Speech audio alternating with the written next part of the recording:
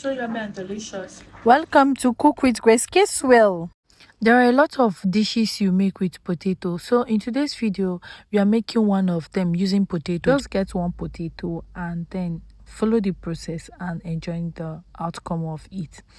So without wasting much of our time, there is a story I want to share with you in this video. If you happen to have a good family, you don't know what God has done for you, just cherish and love them so much. But for those that are not fortunate to have a good family members, just try to take care of yourself first. Always put yourself first. Wherever you are, be it you are abroad or anywhere you find yourself, try to put yourself first, because if eventually anything happens to you today, believe me, that so-called family will continue living their life.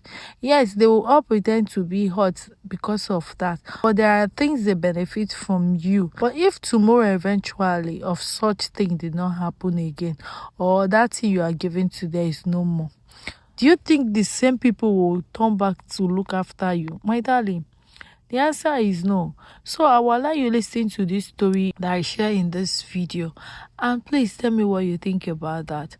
But all I want you to know is always try to put yourself first before any other person or any other thing. You first, then others follow. Always have that at the back of your mind.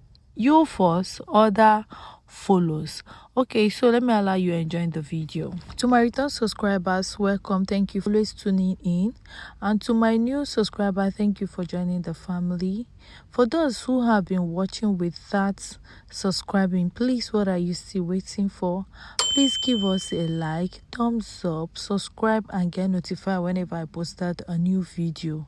I moved from Italy to the UK in 2005. I came abroad at a very, very young age, and all I do is work just for my family. I come from a family of 6 siblings. I'm the first daughter of my family, and I have always had that guts in me to take care of my family. I want everybody to be successful. I never put in a single effort to be in a relationship, to give any man a chance. All I do was work. I was moving from shift to shift. I was practically exhausting myself for years just because of my family. I'm 46 years old and I am not married. And I am just getting to find out in my late 40s that it was not worth it. Everything I did for my family did not appreciate it. At first, I thought they appreciated it because of all the thank you, God bless you I used to. So I recently lost my father in December 2024. So we fixed his burial for March 2025 and we started preparing. At this point, all my younger ones are married. Everybody is doing very well. So the burial date was set and everything. We started contributing money. I was proud of myself for setting up my family. Even some of them are abroad. But I was not fulfilled because I'm single without a man. So I came to Nigeria after the burial and everything. My uncle said that they need to take us around to where my father's lands were. At first, I didn't know that my father had so many lands until he died. And it was a lot. And there's a particular land that I liked. It has a lot of palm nuts in it. It's like a palm nut plantation. And I didn't even know that my father had this. This is nice. So I like this place. So after showing us everything, we go back to the house and I was telling my brothers, I said, I beg, all this land they show us, Mona carry everything. I don't want. Mona just leave that plantation for me. Personally, I don't even have any business in Nigeria. Let me just be doing that one since you people are here to be monitoring it for me. My younger brother said no, that I cannot have that land, though, that he has been the one cultivating it and giving the money to my father. He has been the one taking care of it. It's only natural that he continues from where he stopped. You have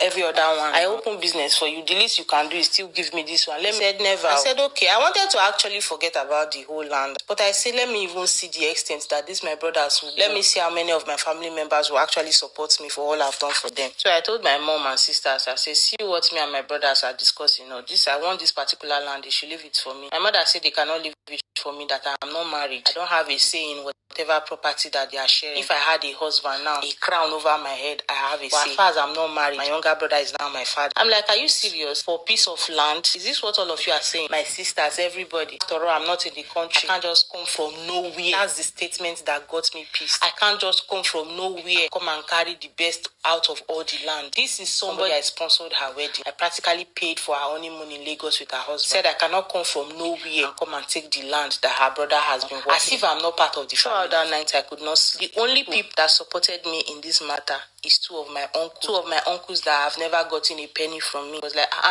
you leave this thing now. We all know that it is your sister that has been taking care of this family. Why can't you leave this particular land? Okay, the better thing, share it. You can take a little part, let her take the remaining part. part. They said never. So I gave up the land. I told my mother, I told everybody in that meeting that since this is how my family is going to turn against me, I'll never come back to this country and I'll never speak to any of them again. They say, if you like, get out. They spoke to me as if I don't matter, as if I have never done anything for that family. I cried. I couldn't take it anymore. I packed my things. I went to Lagos. I stayed till the time for me to leave. From March till now, I have never spoken to my mother, brothers, nobody.